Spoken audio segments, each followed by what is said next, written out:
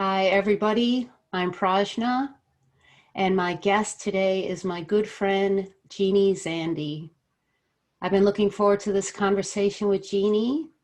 I haven't known Jeannie for a super long time, but it was kind of love at first meeting.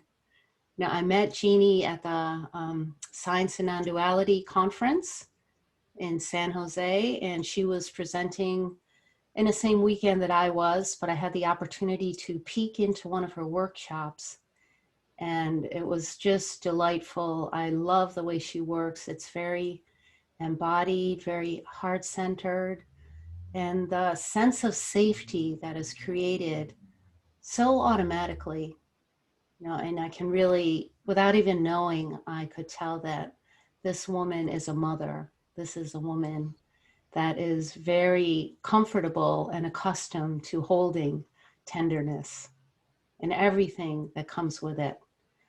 And we had the good opportunity of having a nature walk together not that long ago. We got to know each other a little bit better.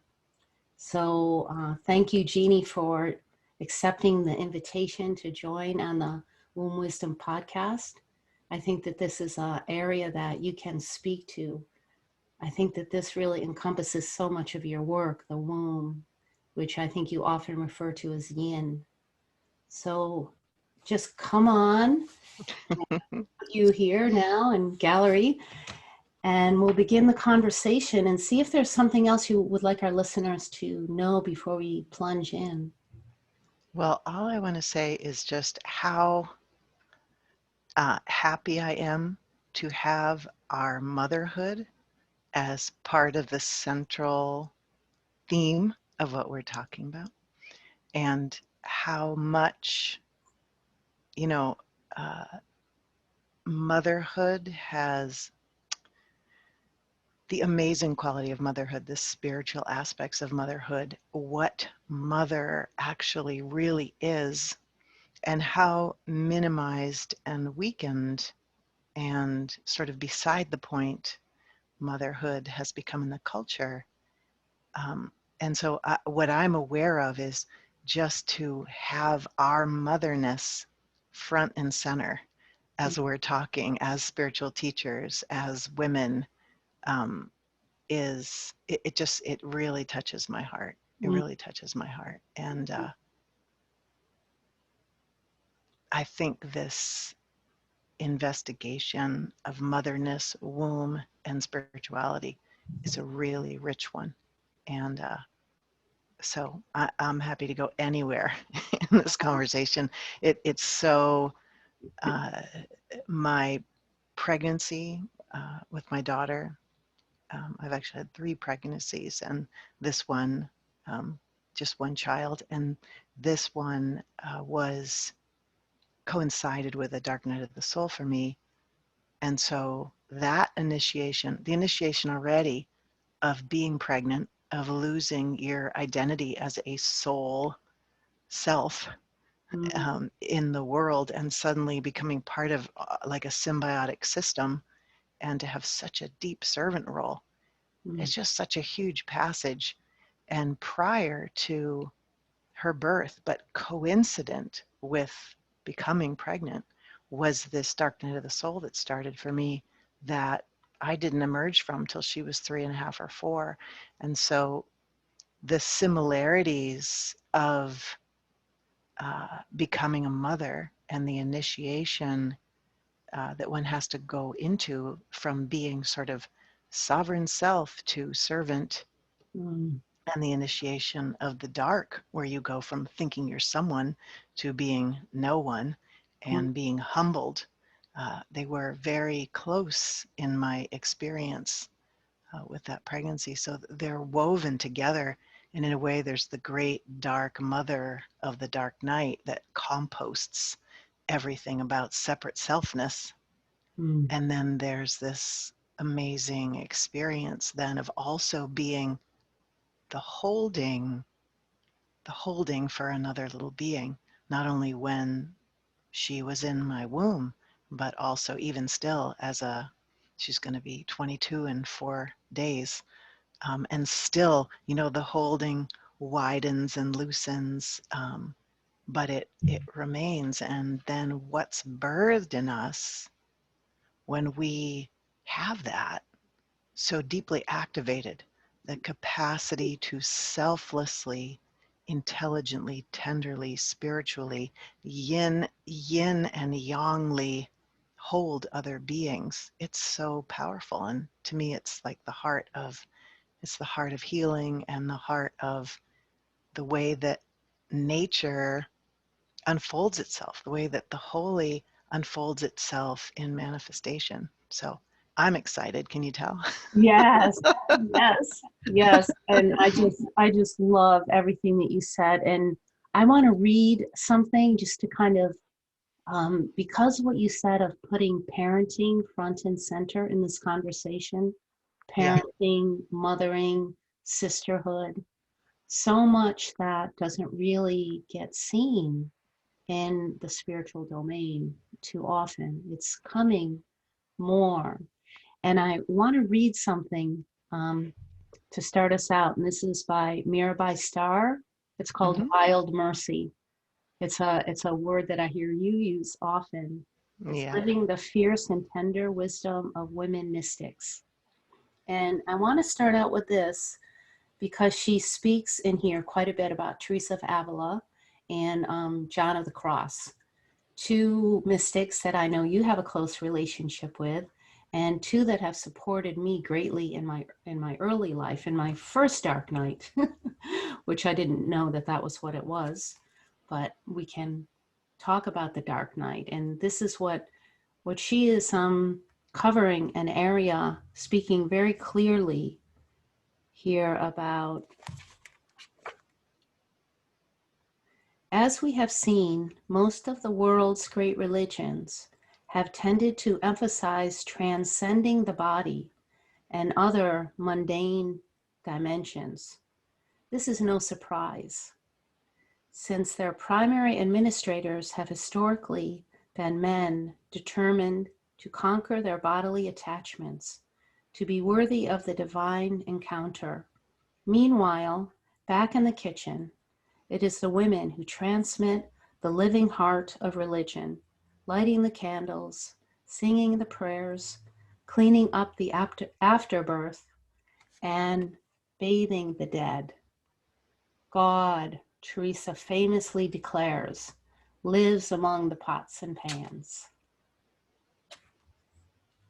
And I wanted to share that because bringing women's stories and stories of the birthing process and exactly what you're speaking about, the holding and the falling apart, the beauty of the falling apart in the dark night to discover the holding of the mother is Hmm. is what you bring and is what is missed in many places.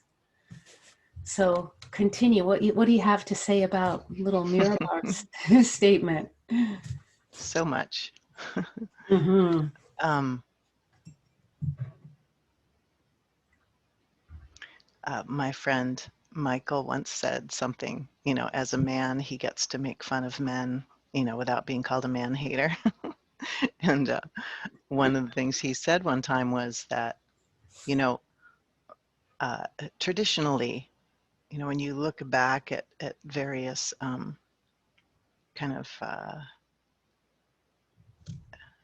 spiritual roles and spiritual titles and spiritual administrations and organizations and all this kind of stuff, uh, women have tended to, and many of us know this, it's like we're taking care of business. There's not time to make a big hoopla about it. We're just taking care of business, you know. And my friend Michael said something like, a woman will do something kind of amazing and it'll just be one of the things she does and she'll just keep on going. And and he said, a man will do about 1/10 of that and build a monument to it. Now, uh, not to generalize all over the place, but there is something about the servanthood, the humbling of the everyday, the humbling of serving the children, of cleaning up, et cetera, et cetera. There's a tremendous spiritual opportunity and humbling that gets missed in the transcendent model, which is a masculine model, which doesn't mean it's only for men. There are very useful things about transcending. Yes. But in that model, the conquer the body, which has been so, certainly so in Christianity and so in our culture, and fits perfectly with trauma. Mm. Basically, stay out of the body. The body is a yucky thing. Let's all go up where the light is. And there's a quality to that spiritual seeking that seeks to master. It seeks to be the master, the one in the tower, the one above, the one realized. Mm-hmm. And yin, the feminine, I generally use yin and yang, because Yeah. when we say feminine and masculine, people will think, oh, women and men. And we all have these two forces in us, the force of rising, the force of falling, Yeah, the I'm really force of glad that you said, I'm glad you say that, because that really allows for gender flow as well. exactly. Mm-hmm. But it's tricky to talk in here because we are establishing new ways of speaking to something as gender fluidity sort of becomes important for us to pay attention to. It's going to transform so much. And we're still, I know I'm awkward because we're still trying to find the words that can explain what we're speaking to. But let me see if I can go back there. The humility of serving, you know, and there's some beautiful humility in Christianity. Sometimes it's been perverted into humiliation, but the humility of being no one, of getting no recognition, of the humility of the dark night where you are, you know, Inanna goes down into the underworld and gets stripped of her bracelets, her clothes, her crown, her titles, Mm-hmm. in order to be purified and pure enough to be the healer that she will become. And in that purification, the purification is a humbling. And to me, there are certain aspects of spirituality that have everything to do with humbling, with the dirt, with being lower than the dirt, with being willing to be the peasant, the servant, the no one. And this is very different than sort of, I'm going to wake up and be all powerful, all knowing. I'm not going to be affected by the world. It's actually being humble enough, open enough, simple enough to sit in a kind of a spiritual poverty and find everything to be a gift. Mm-hmm. Yeah. And this is not a fancy, shiny spiritual path, the path of humility, the path of yin. It is a relinquishing path. It's a um, it's a path of being mastered, not mastering, as a human being. That the what we call the ego, which to me is just the beast that wants to prevail. You know, it's like the creature aspect of us that wants to survive and prevail.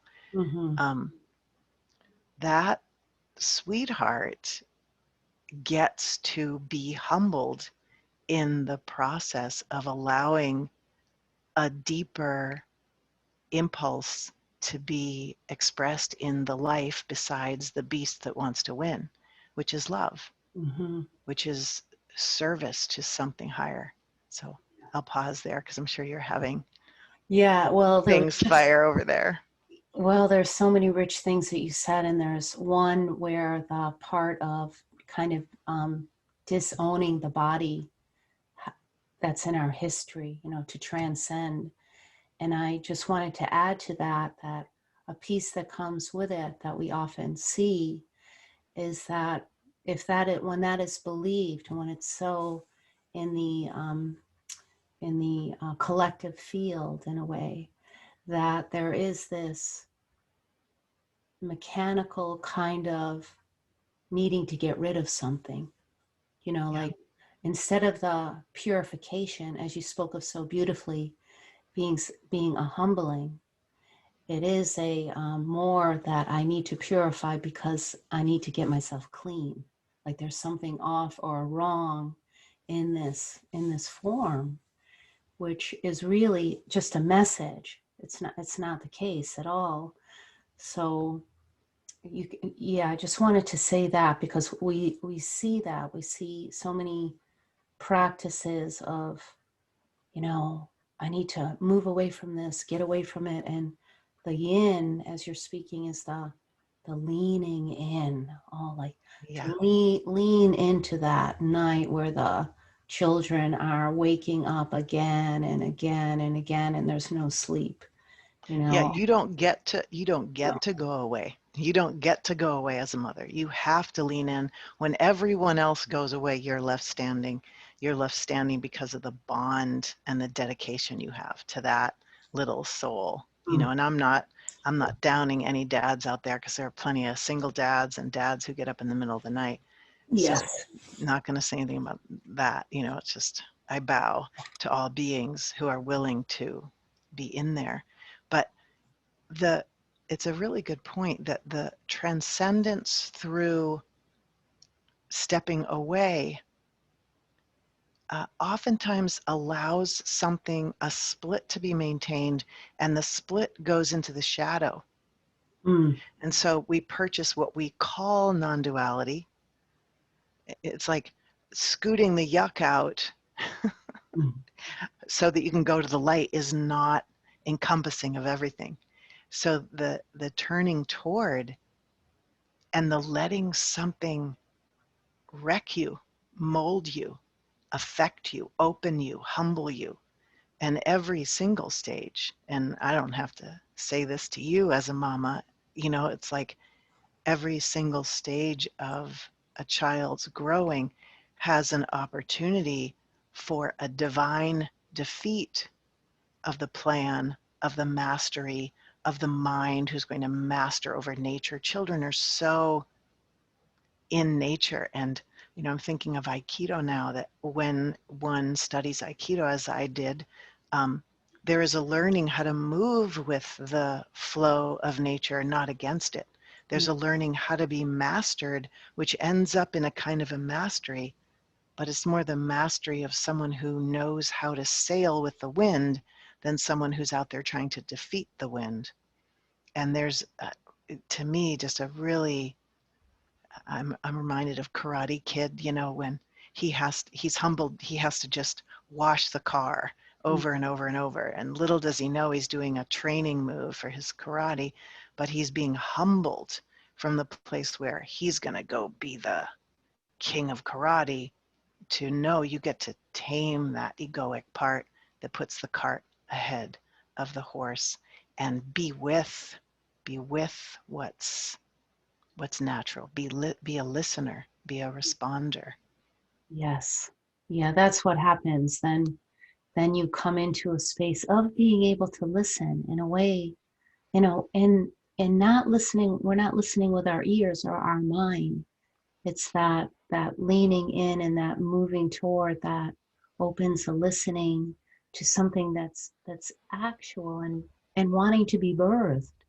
Yeah. It's coming. The emergent, Mm. I would call it. Yeah, the emergent. Yeah. Yeah, I love that. I love that moment right there where we stopped, and it was like a mutual worship right there. Like I Uh, just felt this, like, you know, like, what if we quiet the will of the ego that dictates how things should be? If we can quiet that, mm, and this is what the dark night does, is it breaks the back of that thing. If we are quiet, we can hear what wants to happen through us, as opposed to what we are dictating should happen in order to be good or spiritual. Or, and I watch people, you know, in my work, I'm very much working with the organic nature of someone, which is really different than their ideas of how they're going to grow and seek and get there. And mm, oftentimes the plan, how I'm going to grow and seek and get there, the mind is busily trying to manage it. And meanwhile, the organic nature of their system is throwing up huge energetic road signs like, look here, look here. uh, uh, and and it takes that kind of listening below the neck, listening almost to nature, to the emergent, which Mm. is so beautiful. An act of worship to listen in to the movement of the holy, to the movement of the organic in another being or in our own being, in nature. What wants to be instead of what do I want it to be like? Yes. Yeah, it's really good that we're speaking about this, especially for parents, mothers or fathers, to listen to, because what an opportunity. I cannot think of, I mean, what I often say is my children carved out a completely different being, one that I could never ever have imagined. And Yeah, still, and it continues and it continues and it continues, because even though my daughters, my twins are 24 already, they're still fully dependent on me for every part of their care, and they will be. yeah, So what a letting go into that, and also what happens not only with myself as a parent, but with all parents is with, I would say, and let's see what you have to say about this. It feels like we're in a kind of a global dark night. And absolutely. yeah, and those of us who are fortunate enough to have resources and primarily to be able to resource our own yin, in our ground, to ground and to nourish our nervous system. Like even before the call, I had said to you, I had a really rough mom day, and I needed a little bit of time to just let my nervous system recalibrate and, sink into what's happening here right now and kind of, set that aside and I can get back to it and it will still be there. And that's the thing with being a mother, being a parent. It's always there. You can have your little retreat and vacation, but that real growth happens when you come back into the field of mama. Yeah. And what a beautiful opportunity, really. So I feel in some ways gifted in the sense that um, there's a preparation that's been underfoot for some time to bring some of us who, like yourself, especially you create this container of safety for people that can really learn how to recalibrate the nervous system, to really lean into the ground of, as you're calling yin, and I like that, of the womb, which holds and allows for vulnerability and to meet, come up close to those places that might be in the question of what if, and Mm, the not knowing, to really, because we're in a huge not knowing. And that, in my experience, is some of how I would describe the dark night, is to just be in totally. a blank, not blank is not the right word, but everything has disappeared in the way that Clueless. we knew it, and it was like, yeah, clueless, not knowing. Clueless at sea. And how does a person trust that? Uh, well, I want to, there was something that was wanting to rise there. Let me see if it will come back.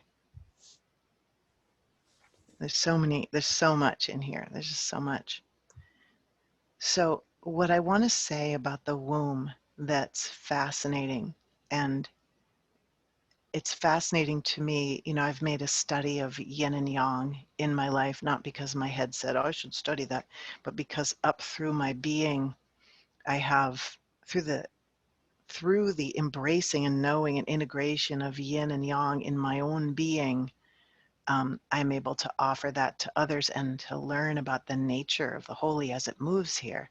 Mm-hmm. And the womb uh, takes care of everything for the little being that's inside it.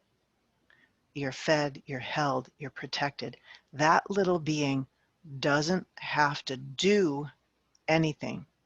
Yang, action, protection, getting food, all of that is taken care of so that the little being inside is floating in absolute receptivity which is yin, like softening, opening, sinking, and floating in that nourishing dark where transformation can happen.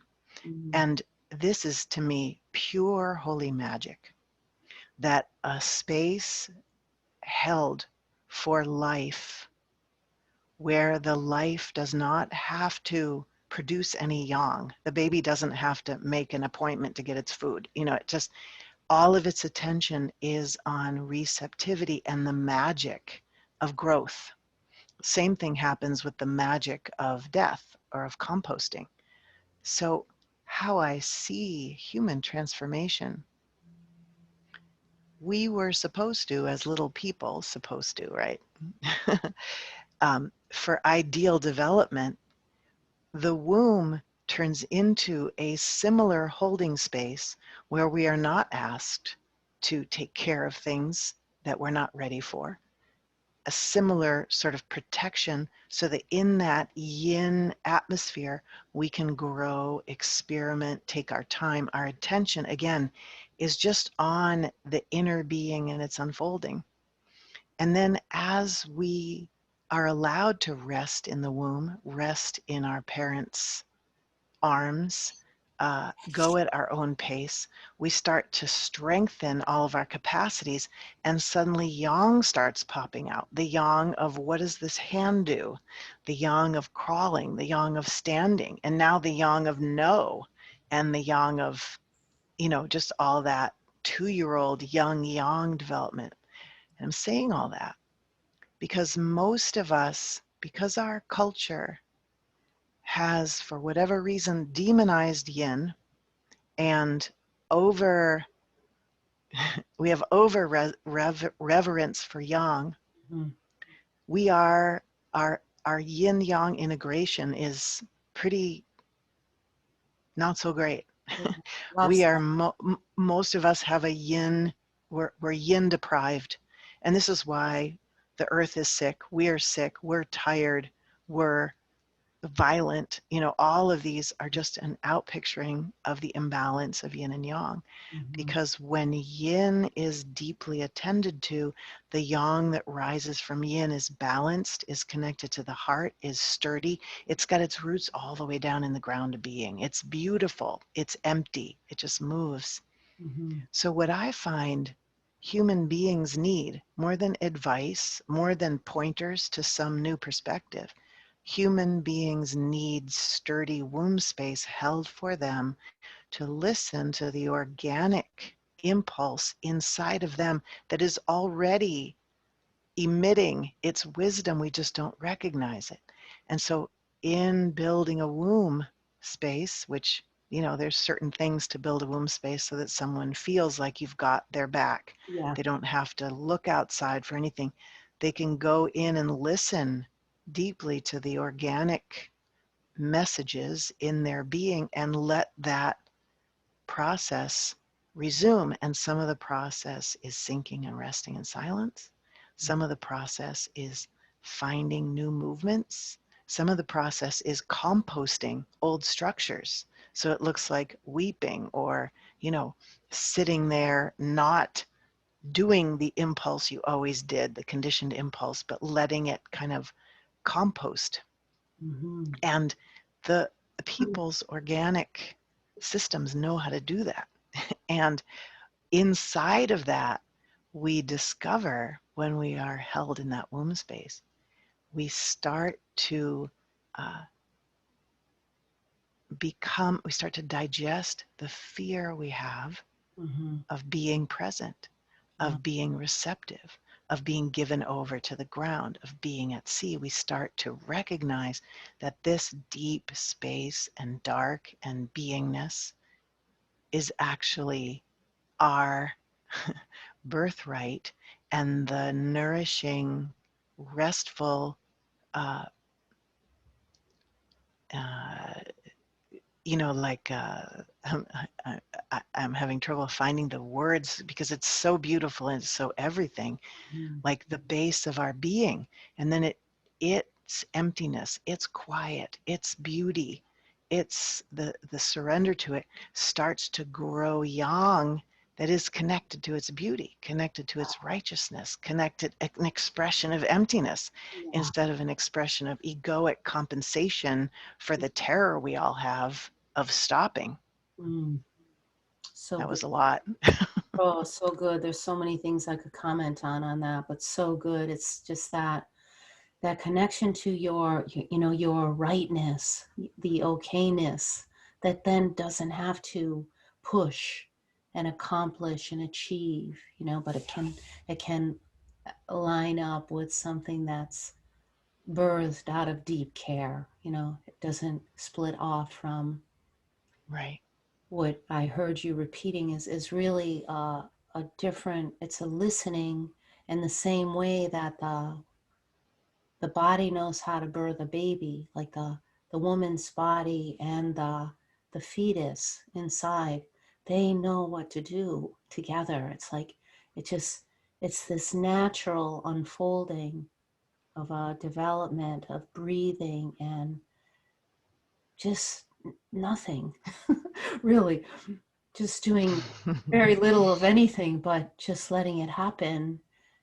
But there's such intelligence in that. Yeah. And when they're, the one thing that you said that I want to emphasize is I think what you're saying is really what the womb does. It's a container of safety. And how can we hold space in meetings where, like you said, somebody's got your back, or is, you know, going to be sure nobody's going to walk in here and shame you or tell you because you're so and so, you know, you can't have tears, or spiritually awake people don't do this, and you know, all of the different dictates that can come from the collection of concepts or misunderstandings that are gathered along the way and put into our, you know, our spiritual kit, whatever you want to call Yeah. it. And that can empty out, and the humanness just gets to be human and in informed. Yeah, that's what happens is when there's this holding and this listening and this decomposing, then there may be a concern that pops in. Well, how will I ever function? Well, the thing is, you don't have to worry about that, because this shows, when we listen, it informs itself. It's almost as if it's self-authenticating. Yeah. Yeah, like, and it reaches in its own pace. And there are, in my experience, there are things to learn. I was actually just talking to someone today about this. There are capacities to develop to negotiate and navigate moving through a conditioned society as a wide open, yin, moistened bunny.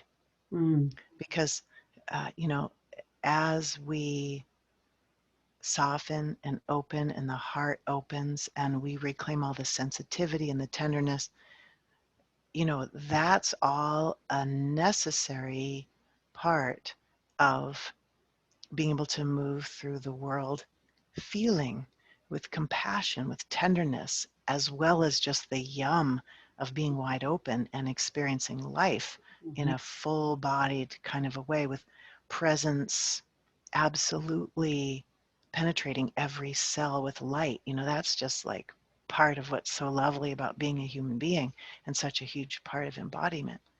But mm, if we, there's actually a necessity to then allow young capacities to, I call it the traffic cop, to actually enter into a meeting with a whole bunch of people that potentially are all functioning from the head up mhm, on mental survival pace.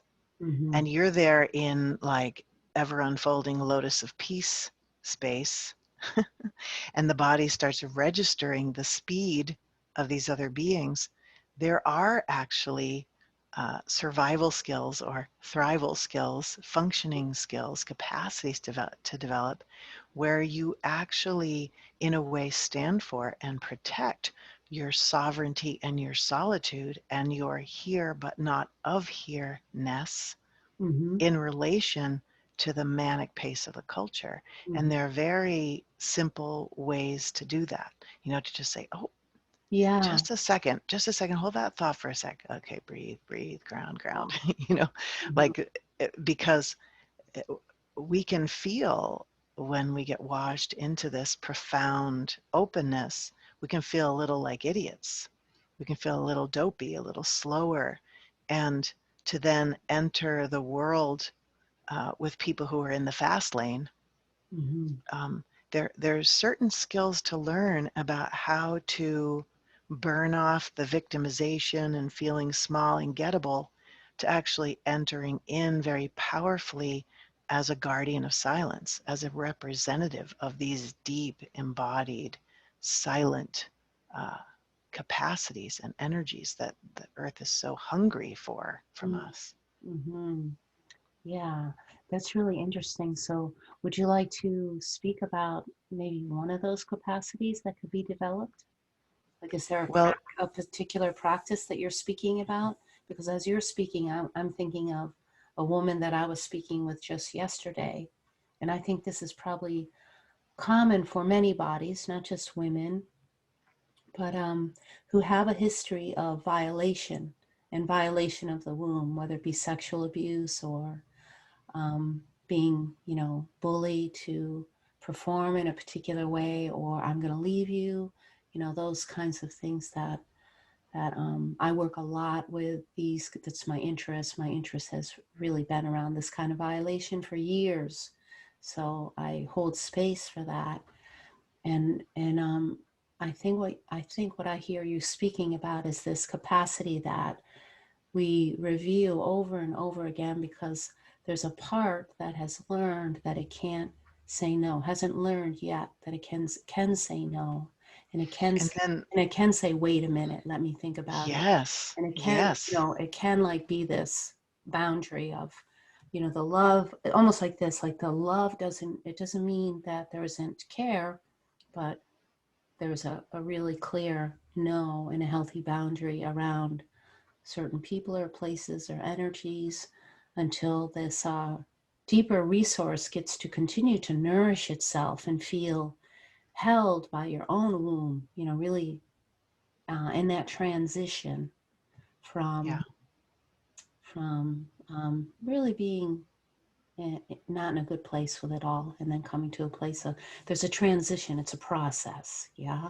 Totally a process. And what you're speaking to, again, is yin and yang. It's like, uh, and there's so much.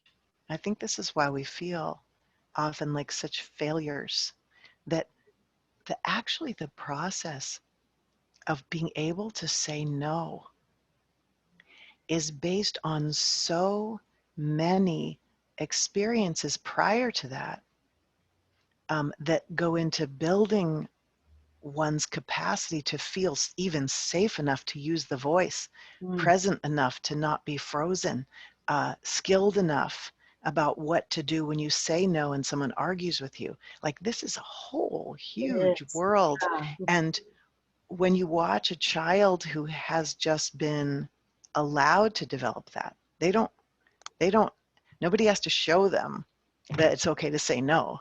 If they haven't been harmed, they just say no. I mean, you know that. It's just like, in fact, my daughter would just shout no, you know. And that was her early, like, young development, or they just push you away or whatever because they feel safe enough to. It's natural. Yeah. But the process of They feel someone, safe enough. yeah, and Yes. the process of reclaiming the capacity to say no is the process of reclaiming your capacity to breathe, to ground, to be present, to consider this worthy of protection. And all of these things live in the unconscious. We might not say, oh, I don't feel worthy of protection, until we start to investigate in there, and those things are discovered. Also, actually, a lot of times I have people who are just starting to develop boundaries. I will have them just hold a hand up to instantiate the space it's like their vehicle, and the kind of the inner queendom or kingdom that is around the body, to just, because a lot of us, those energetic edges of our energetic body were plowed through so young that we just feel merged with the world, like the world is in here with us. And so even so many of these things have to be done like here in experience rather than in the head, like hold up a hand and feel that, so that development of yang, that development of that capacity, it is organic, but it often needs a guide so that people can have all those building blocks that build up to the capacity to say no, and then to know what to do when you're pushed there. Yeah. Yes. Oh, so good. Yeah, it sounds, well, I'm trained as a Hakomi body-centered therapist, and what we often do is we set up experiments to fill in a missed experience. And here in this Yeah, context, the missed experience is saying no. yeah, So as of late, well, the last 7 years or so, when I've been doing group retreats, that's very much what we do. First, we set up the womb, the safety net, and we set up all kinds of experiments for people to practice with other people, for them to be able to play a different role, and then have somebody, who has the door. Nobody's coming in. And vulnerability can happen in this wider field of safety. And it is actually quite amazing when you actually, in the raw, encounter a body that is going to play a role, knowing that it's playing a role, so that you can practice saying or doing something that you haven't had a chance to do yet. And then what happens is exactly what you're speaking. Like, oh, then the body may do something else when it does for the first time have its voice. Like, yeah, it comes out of the voice, and then whatever happens after, whether it be shaking or relief, or for then that to integrate. And so one layer is peeling away, and then what's the next layer, and what's the next layer, so that the returning to this innocence, this cherished being, that baby place, so to speak. The holy, I think, is your word for it, but this really cherished, innocent being can remember that. Just remember how tender and holy it is, and that integrates. And so a yeah, wider field. So you could call that a capacity then, is enriched. absolutely. Yeah, yeah, absolutely. And then it's like to me, embodiment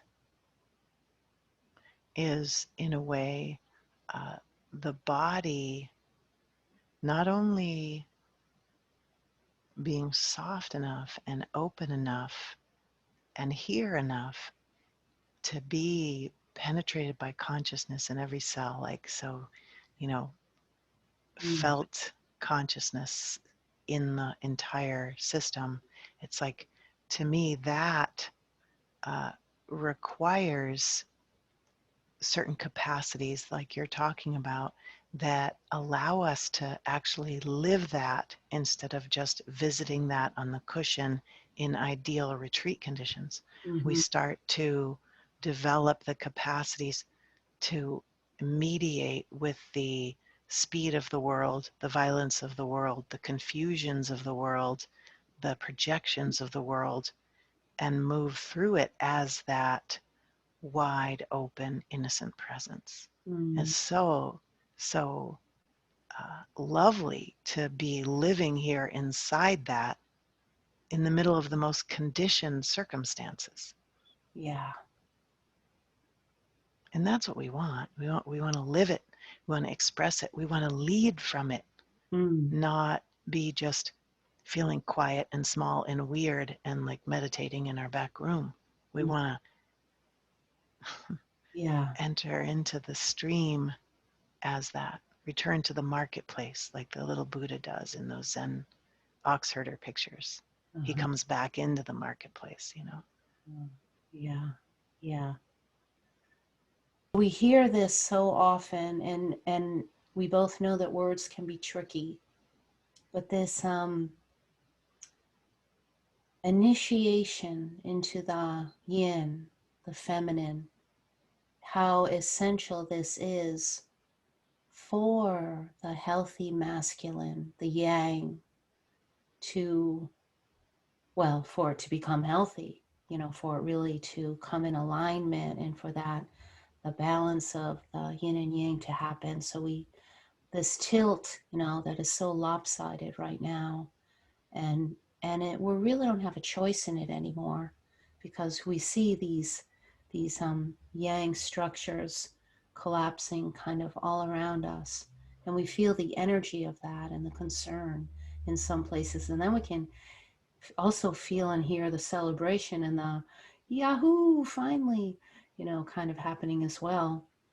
And but even just yesterday, I was speaking with somebody, and I was reading this book that I got from Mirabai Star, and he looked at it and he said, I just look at that cover.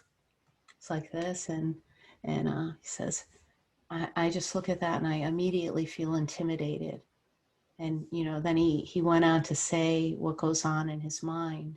Like, us dudes, we've got it all wrong, and this kind of thing. And I was like, oh yeah. It's like, no, that's not it. That's not what it means, because we all have these qualities.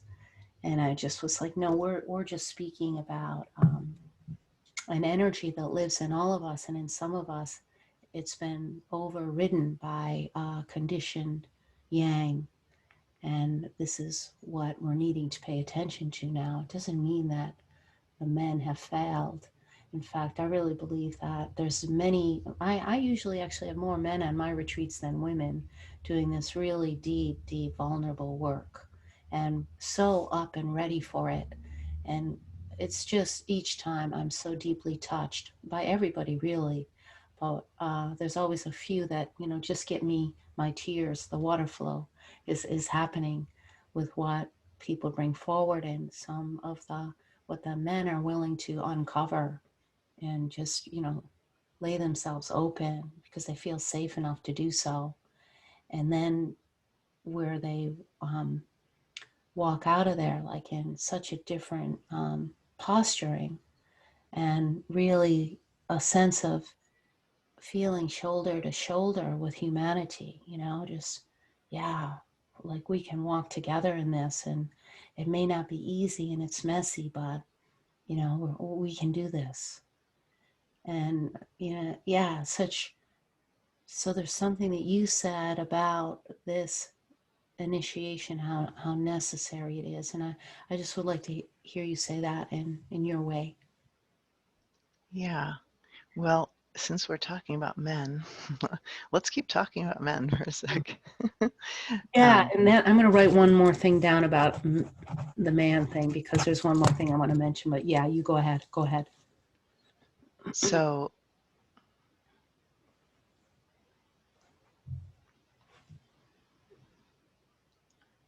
yin, in our culture, yang is ailing, yin is ailing. Yin isn't any better than yang. They work together in a beautiful, it's like, oh, so beautiful. And when it's integrated, whether it's in Jean-Luc Picard, or I don't know, Joan of Arc, or doesn't matter. The gender, the beauty of that integration is stunning. A human being who has filled out the realm of tenderness and the realm of fierceness and strength, that kind of sturdy stand strength. And what I see is that the demonization of softness, especially in men, because of the men's sex role. I had one fellow, and he gave me permission to speak this, when I first invited him to drop into his body and let his body soften. What was there was, no, you don't soften as a man. You master things. You You crush things. You don't receptivity. Even in his flesh, there were messages of not softening, that to be soft is not to be a man. Well, the only way that we heal is to soften. And when the male sex role says you should not soften, you shall not soften, and a lot of these men, they don't just have a little embarrassment in there. They feel like they're going to be killed, they're going to die, they're going to get ganged up on, they're not going to be able to exist if they go in and soften in order to heal. They almost can't feel safe enough. And I think a huge part of what men need to soften and to be initiated into yin is to be in the presence of a woman who can walk in, or a man, someone who can walk in the dark, holding their hand without ever turning around and torpedoing them. Because we're famous for saying, how do you feel? Then they tell us how they feel. We don't like it. And then we use it to nail them back, right? That's not so effective. The amount of not only communicating, I have your back, I love you, it's good to be here with you, because inside, men carry a lot of self-loathing because there's a lot of condemnation that comes at men just for being men. But also some of the humiliation, and then to actually reflect to a man that you know what that experience is like, not arrogantly, not dictating, but just to learn and to reflect, yeah, I got you. And it's and womb space for long silences and things, that the walk into softness, the walk into the dark, the walk into not knowing, the walk into the pain that men carry in their hearts. There has to be such a sturdy, it's not a softy flop over love. It's a sturdy love. It has to be really informed and precise and sturdy without any flopping down into victimization that we women get taught to do in relation to men's gnarlier feelings. So the initiation, yin in a way is the mother of yang, as we were talking earlier about the baby floating in yin. As yin is sated, as yin is full, yang naturally grows out of it sturdy. And so we see this Bluto strength, this big shoulders, rigid. That's immature yang. That's yin deprived yang. And so yin initiation is simply to be, and baby boys are born as receptive as baby girls. And so the initiation is actually, in a way, a reclamation that we all need to do, because yin has been condemned in all of us. Recognizing the doorways to yin, which are mostly painted with thou shalt not, feel, failure, can't, soft, all those things. Yeah. And be able to be held in a context where all of that is seen for what it is and valued, so that we can become acquainted with those realms in our own unconscious house and start to live into our softened depths. That's when the sturdiness that starts to rise has its roots planted in the depth, in the heart, in the openness. And you see that beautiful, what we associate often with kings or queens, that beautiful combination of tenderness and leadership. I say Jean-Luc Picard because he had this fantastic masculine, but it wasn't rigid. He listened to Counselor Troy about her sensitivities. He listened to his own heart. He had been, often we're initiated into yin by grief or by things we can't best. It forces us to soften. It forces us to be mastered. And then we learn about all of this, all of down here, that then informs a sturdy rising.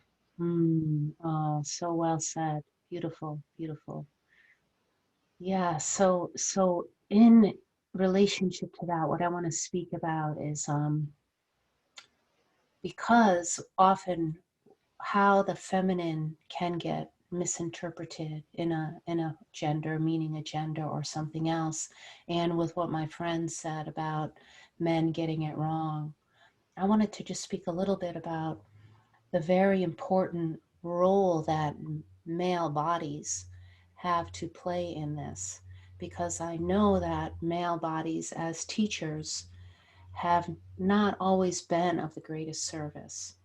They really have played more of a transcendent, leave the body, the non-dual coffee shop kind of talk, nobody here, and also how historically men have been given permission to leave. If a child is born, the man can leave, but never the mother.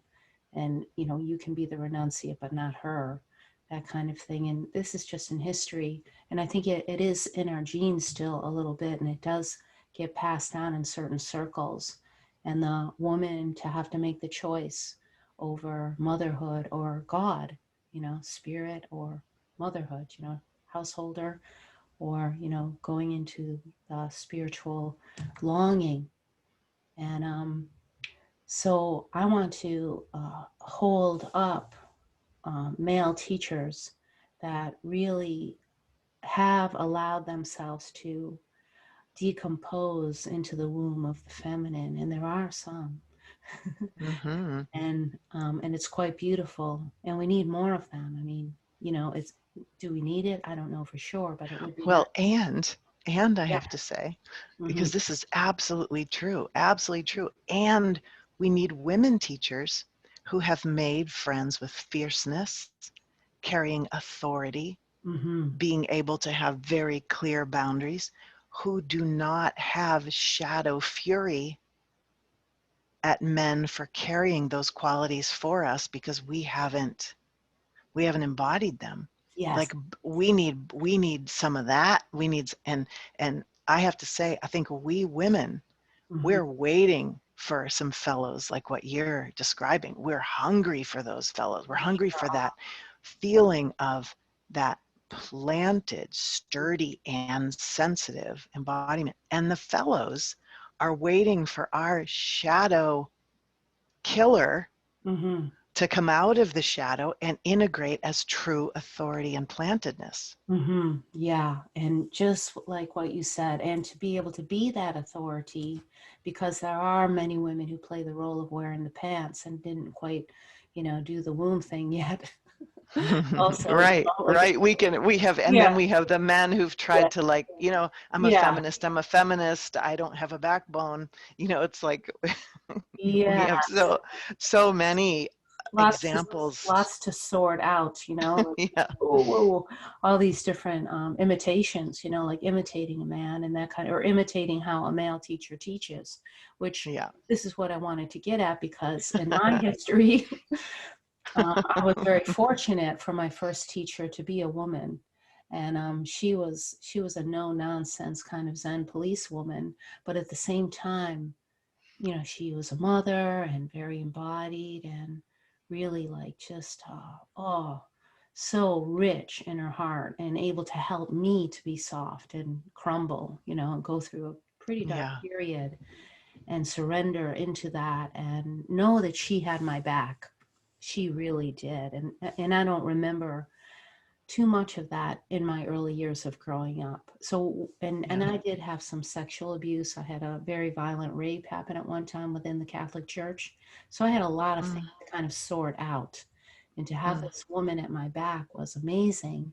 And then I went through this ongoing dance of, you know, what do I trust? And a split kind of between holding men up on a pedestal, because that's what the Catholic Church taught me, and being in a female body was the wrong gender, right? Because you couldn't participate, you couldn't like allow your devotion to enter into the realm of the mass. So all those, conditionings were still operating. And then on the other side, because I had these experiences with men that were violent and devaluing and, you know, just, yeah. you know what it's like. And so that was the other way I would view men. Like they were just Yeah. the scum of the earth. I didn't want anything to do with them. So there was this big gap that Yeah. I had to navigate for many years, and to kind of go through a long process of coming into the middle and being able to meet somebody in a male form as they are. And I just want to say briefly how that one way and that happened after my twins were born. I'd already had Autumn as a home birth, and then my twins were born in a completely different kind of situation. But it brought me into another dark night, huge dark night. And what assisted me out of that dark night, like it was the first time around, it was Eunice, my female teacher. But the second time around was Adi Shanti.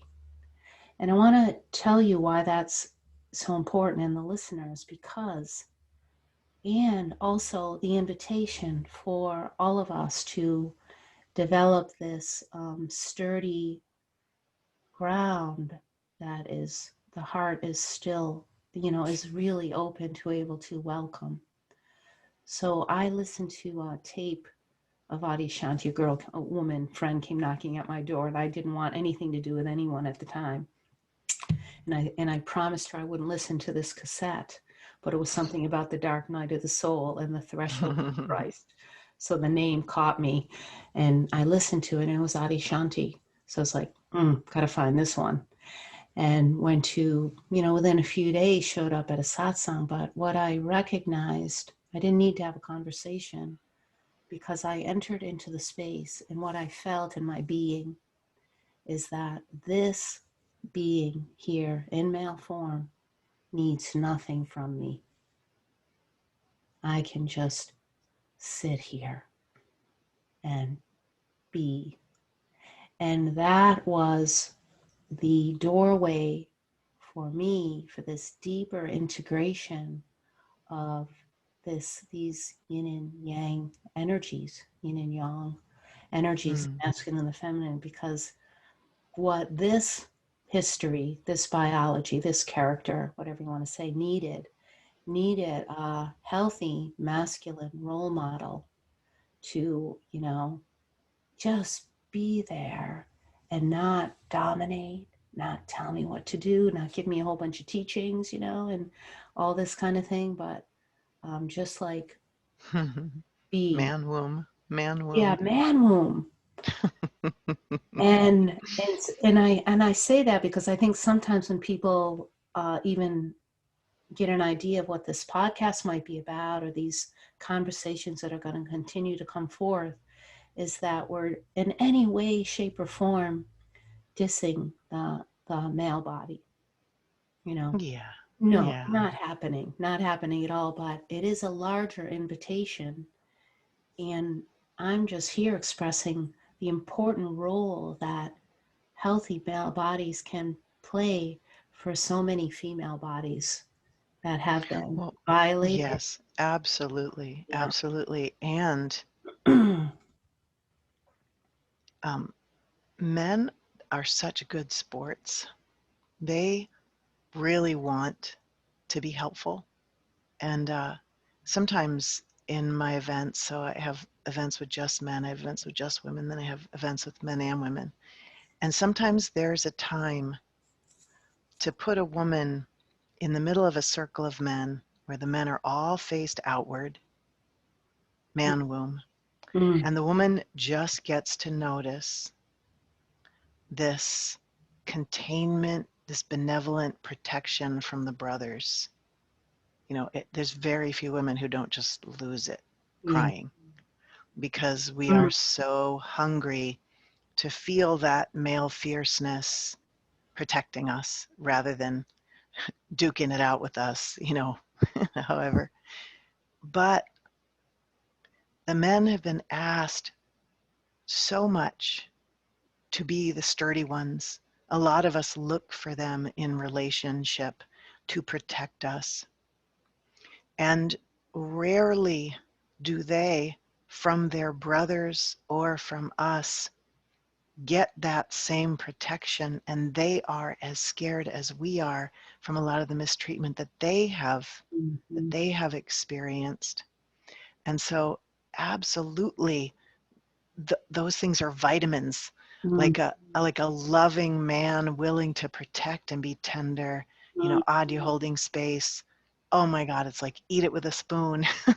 Oh, And yeah. at the same time, this like awareness that they're scared too, Mm, they're hurt too. And I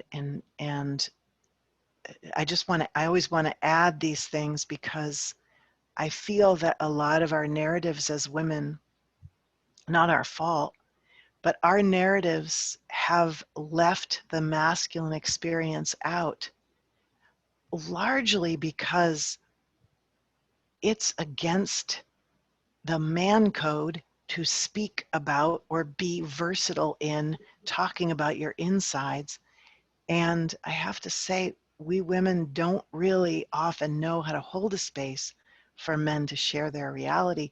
So a lot of the narratives of feminism and the narratives of healing and the narratives about yin and yang and feminine and masculine actually leave masculine experience out. And so I have this pull to sort mm. of add those bits in so that the picture is less woman-centric Yeah. in this healing realm where we actually dominate often because of our sex role allows us a bit more facility in there, and the whole feminism thing has given us a lot. We all need to be empowered. It's not a contest. It's like we all need healing space and safe space and everything. So sometimes I just have to speak up for that bit. Mm. But I yeah. think it's, yeah, I think it's really good you speak up about that piece.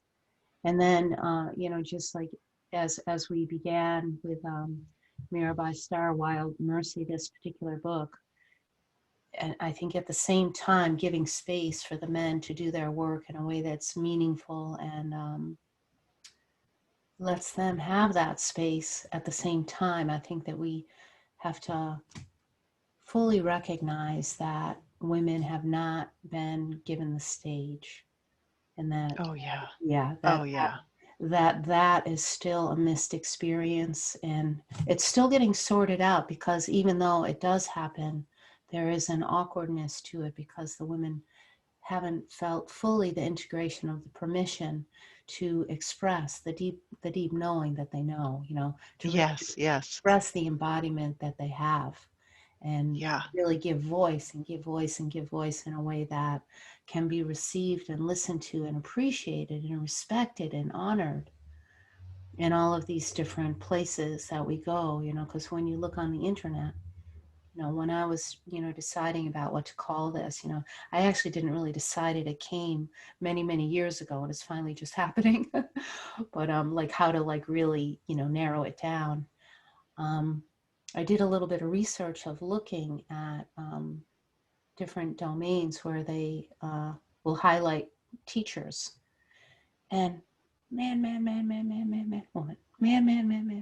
woman. Oh yeah. Just like Yeah, every yeah. now and then a woman would pop in, and there'd be these evaluations and these kind of ratings. And I was like, what? And I never knew that that was happening, but I just saw this recently, and I was like, this is really still going on. So it was Well, interesting to me. one of the things, just my experience of conferences, when I was first teaching, and right out of the block, I was teaching embodiment because it was what I knew, Yeah. right? So awakening and embodiment together.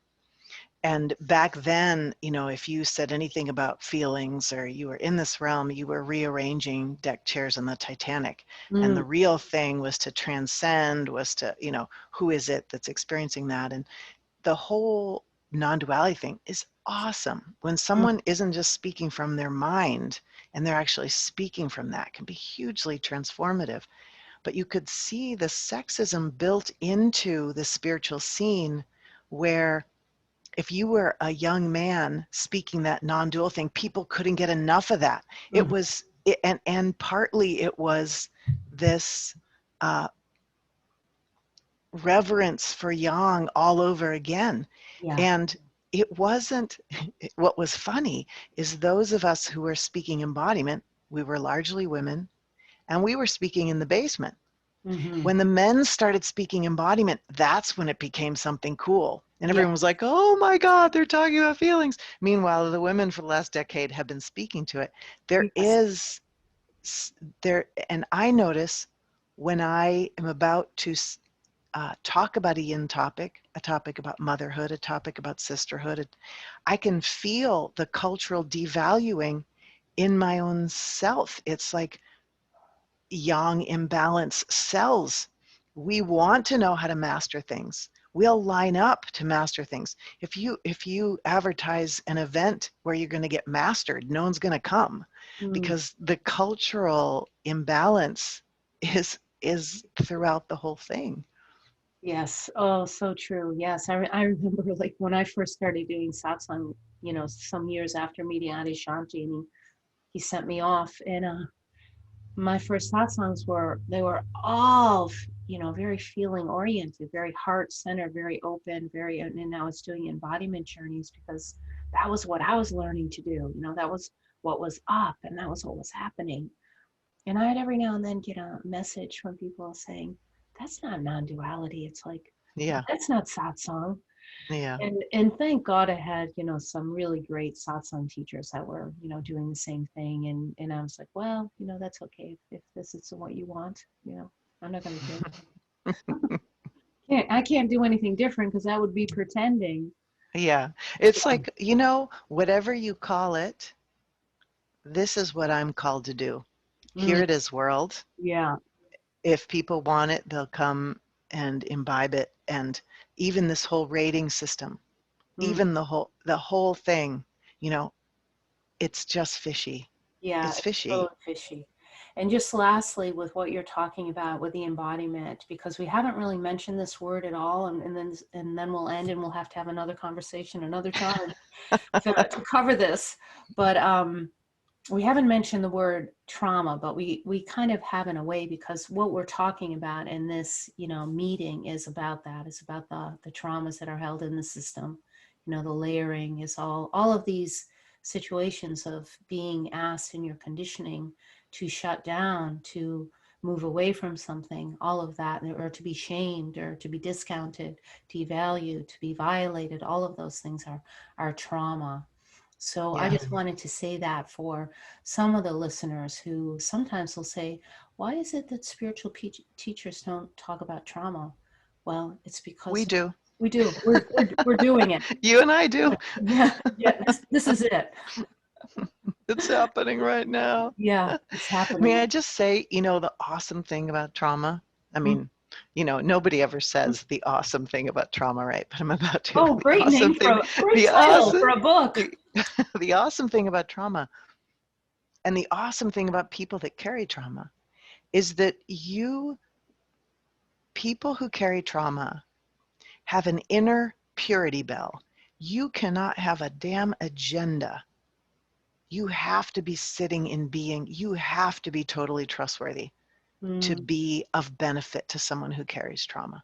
mm, And trauma is like a mandate. Those who carry trauma, it's a mandate for embodiment. You mm. can't spiritually bypass. And I have a feeling also that a huge part of the male sex role is actually trauma. A lot of those fellows are walking around frozen. Yeah. Oh, yeah. Hmm.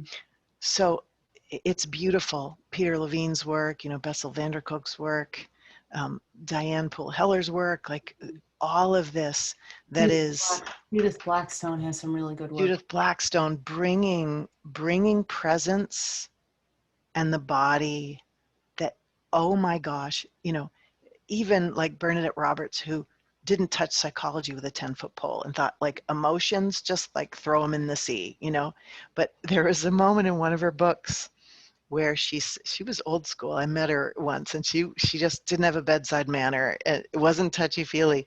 But in one of these books that she wrote, she after all this massive wild awakening she had, and she was like, thank God for conditioning. It's the only thing that's keeping me like moving in the tracks in my life. And Uh, she would volunteer in this childcare place. I'm not sure exactly if it was a school or whatever. And she said a tiny thing about how she noticed that calming her nervous system allowed her to be kinder to the children. And she's a Catholic, right? Like kindness, compassionate, kindness, tenderness, that's Christ. And guess what? If your nervous system is soothed, your vehicle is more able to be a transmitter of this holy energy. Mm, And it was like this little snippet. And, mm, when I read it, I chuckled mm. because it was like, there it is. Embodiment includes unwinding the places where we are living from beast. And we're living from beast because we're traumatized and we go into survival mode when those places are touched. What's more spiritual than that? To Oh, allow light to soothe and unwind the places where we're convinced we have to fight for our lives in order for love to flow. oh, yeah.